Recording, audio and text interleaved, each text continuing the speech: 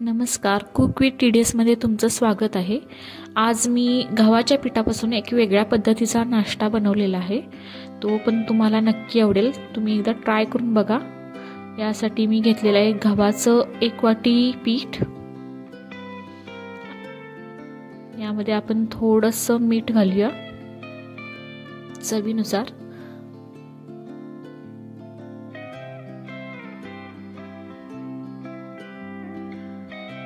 त्याचबरोबर ओवा घातलेला आहे मी। ओव्यानं काय होतं की पचनक्रिया पण होते आणि याला चव पण वेगळी येते। इथे एक मी हिरवी मिरची घातलेली आहे आणि थोडीशी कोथिंबीर घालूया याच्यामध्ये।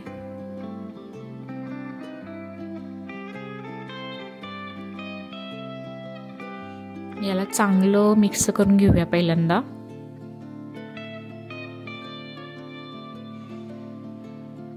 आणि थोडंसं मी तूप घातलेलं आहे, 1-2 चमचे। तुपाने त्याला काय होतं की जो म्हणजे कुरकुरीपणा असतो तो येतो।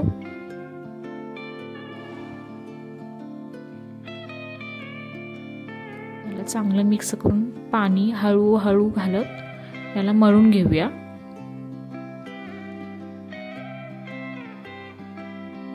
पाणी एकदम पण जास्त घालायचं नाही। हे बघा मी मळून घेतलेला आहे।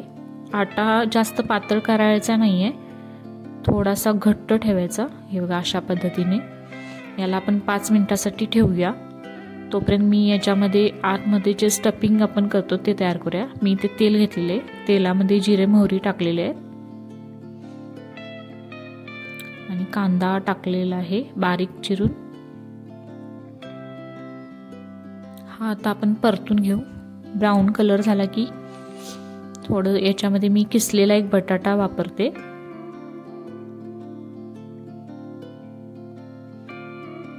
हे बघा भाजलेला आहे कांदा आपला। आता याच्यामध्ये मी हा बटाटा किसलेला आहे तो घालते। याला आपण याच्यामध्ये चांगलं परतून घेऊ। पाणी घालायचं नाही अजिबात, फक्त तेलामध्येच परतायचं आहे।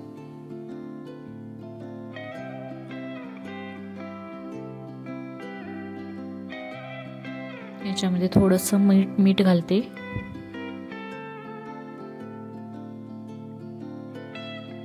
थोडीशी लाल तिखट पावडर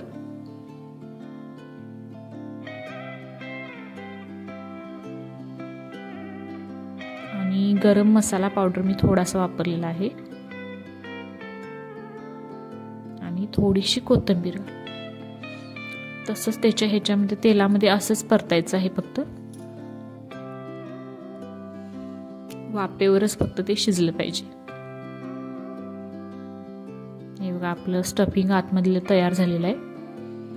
आता आपण मी त्या चपातीच्या पिठाचं गोळे बारीक बारीक केलेले आहेत। याला आपण जसं पराठा किंवा पोळ्या वगैरे बनवतो तसं आपण खोलगट करून घेऊया थोडंसं आणि त्याच्यामध्ये ते जे बनवलेलं सारण आहे ते घालून याला पूर्ण बंद करून घेऊया।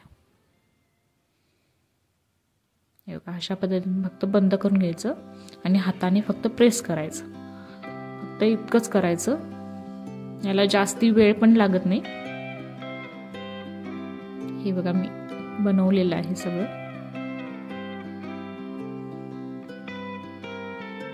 एक वाटीपासून भरपूर तयार होतं। थोडं तेल गरम करत ठेवले।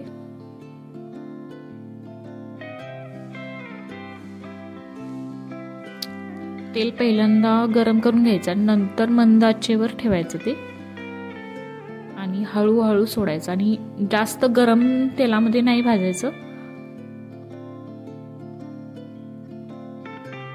मंद गॅसवर तळून घ्यायचे, त्यामुळे त्याला कुरकुरापणा येतो।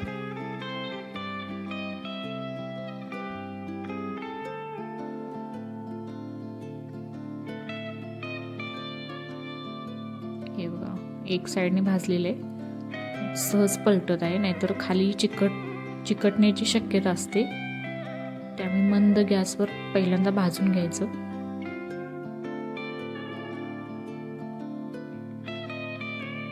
आपले भाजलेले आहेत व्यवस्थित।